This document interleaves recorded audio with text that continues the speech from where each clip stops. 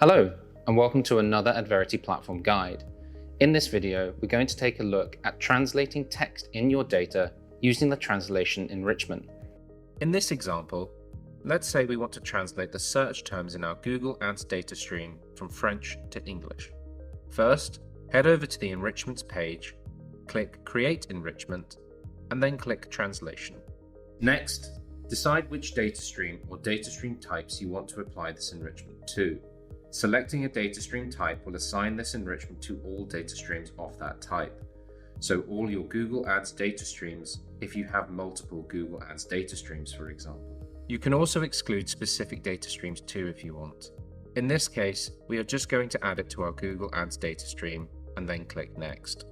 Now we need to configure the instructions that determine the column to translate and the languages to translate from and into. First, in the source column drop-down list, select the column that contains the values you'd like to translate. In this case, select the search term column. Next, in the from language column, select the language that the data is currently in, and in the to language column, select the language you want to translate this data into. If you want the enrichment to automatically detect the language, you can select Automatic. This can be very useful if you are applying this enrichment to multiple data streams that might have multiple languages. In this example though, we are translating from French to English, so that is what we'll select. Next, you can choose your translation service provider.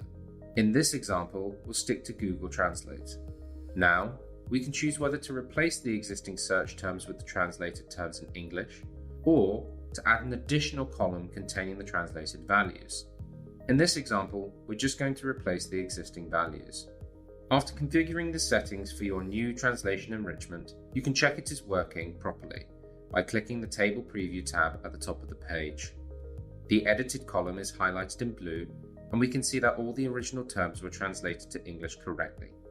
When you are happy with the instructions, simply click Next. Then, give your enrichment a name and click Create to save it. By navigating to our Google Ads data stream, we can see that our new enrichment has already been assigned. To apply it, we need to either run a manual fetch or refetch our last data fetch.